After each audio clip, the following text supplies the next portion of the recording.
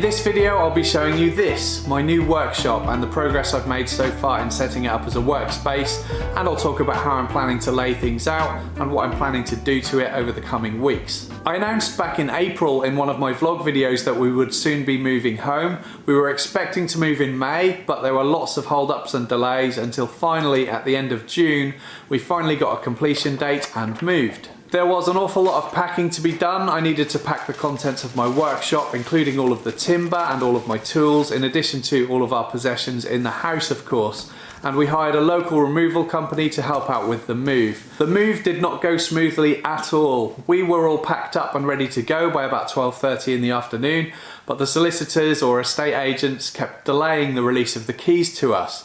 And when it got to about 3 o'clock in the afternoon, we decided to just go to the new house to see what was going on. And that's where we found out that the person who was selling the house to us had unloaded the entire contents of their house into here, the garage. To cut a long story short, there was lots of waiting around for them to get out of the way, and we had to unpack all of my workshop stuff on the driveway at the new property, which I wasn't very happy about because I had thousands of pounds worth of tools sat there, while lots of random strangers were in and out of the property trying to grab last minute things.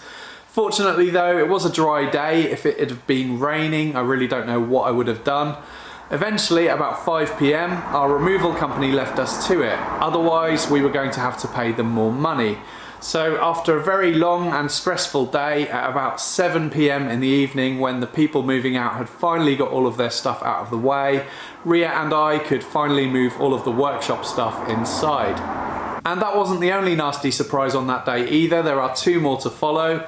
When we finally got access to the garage, we found that the previous occupants had left loads of their stuff behind, which we would need to sort through. More on that later in the video. Secondly, the door to the workshop didn't have a key, so I had to literally screw the door shut that evening from the inside just to make sure that everything was kept secure overnight. And the next morning I went to pick up a new mortise lock to install to the door.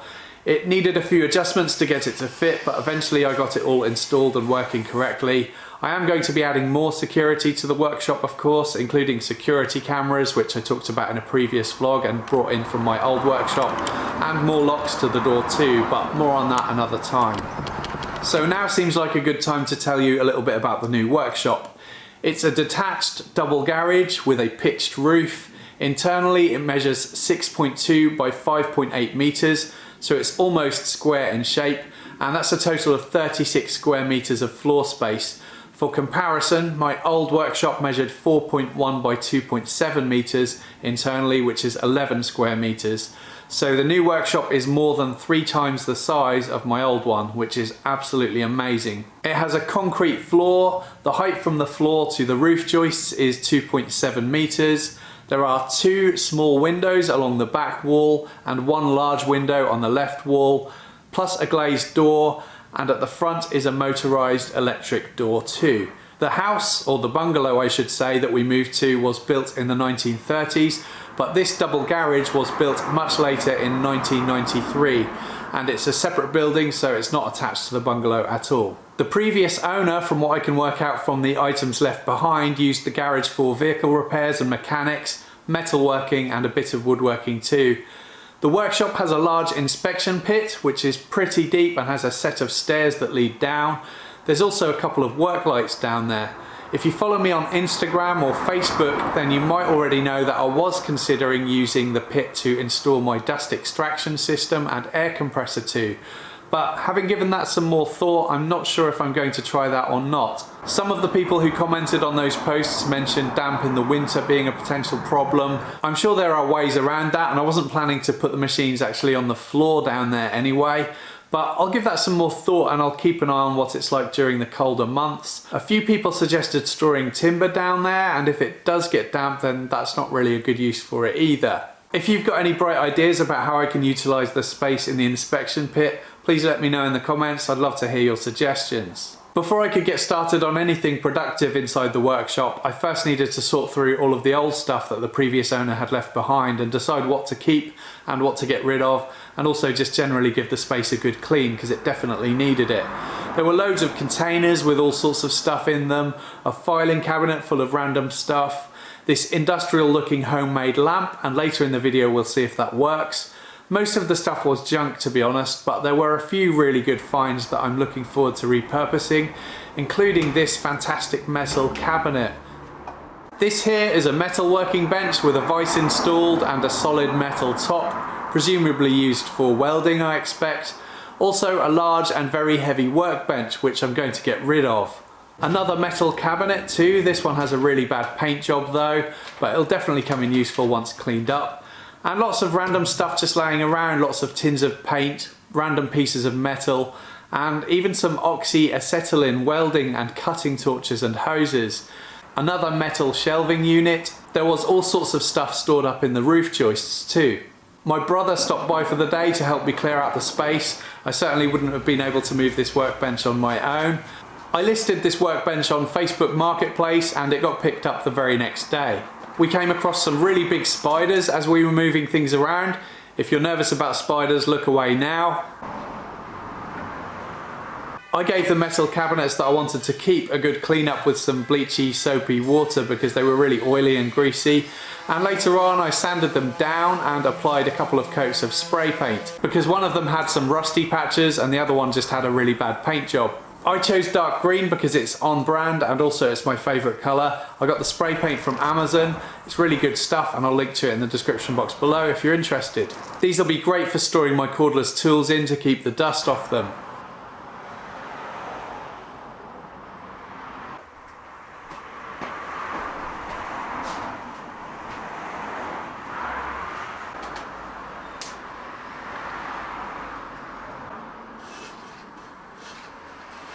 Another job I could get on with is replacing the fluorescent tube lights with LEDs and positioning them where I wanted them. I bought the LED lights from my old workshop so that I could reuse them here. That's about all the progress I've made so far, as I've got loads to do in the bungalow, which is top priority and needs a lot more attention. So I've not had a great deal of time in the workshop yet, unfortunately. Even though this building is absolutely fantastic and has almost everything I need, that doesn't mean there isn't an awful lot of work to do and money to spend on getting it set up and making it suitable for shooting videos in, which is what I need to do next really. There are a few issues that I need to overcome, and the first is noise. You've probably noticed that in the video. We're quite close to a fairly busy road. That was right on cue. And a lot of that noise is travelling through and over the garage door and probably through the roof too into the workshop. If I wasn't shooting videos in here, then that wouldn't really be a problem, but I do plan to continue making videos, which means I need to soundproof the space to stop that noise coming in, and also I want to limit the noise that I am making too for the sake of my neighbours. In order to do that, what I plan to do is first add a ceiling using plasterboard onto the underside of the joists, and then I'll add insulation on top in between the joists. I'll probably use rock wool sound slab insulation for that, as I used it before on the shed extension and I found it to be really effective. And I might add some boards on top of the joists too and make a hatch somewhere so that I can create a bit of a loft space for a bit of additional storage. I think I'm also going to build an insulated stud wall internally right in front of the electric door, again to control noise. And that will probably need a set of double doors too, so that I can easily move big things in and out of the workspace. And I think what I'm going to do is place that wall about 500mm in from the electric door. That way I can create some space for timber storage, which is accessible via the electric door. I also want to clad all of the walls internally with some sort of sheet material.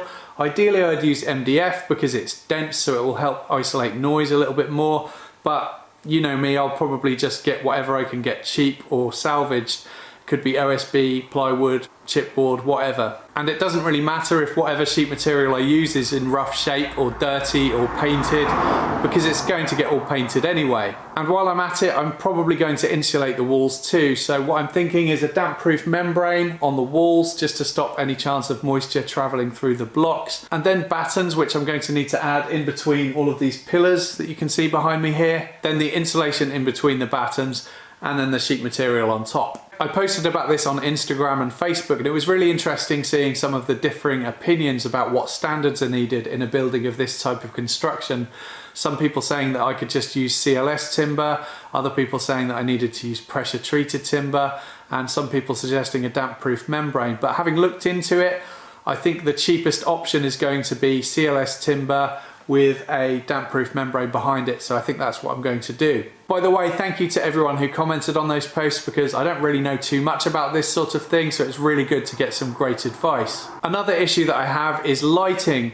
I'd love to keep my windows, but again, for video purposes, controlling natural light from windows on camera is a real problem, so I'll probably either just board over the windows, or I might keep them exposed and just put up some blinds or something like that. So those are the next steps, and I've already ordered some of the materials, but it's going to be a while before I can get started because next week I'm off on holiday. I'm going to Moldova and Romania, so it's probably going to be a couple of weeks before I really get started.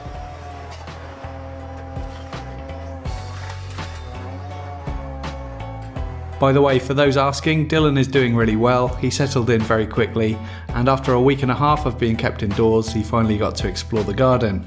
I hope you enjoyed the video. Please subscribe if you haven't already. You can also support the channel via Patreon for extra perks, and there's a link to that in the description box below. Thanks for watching.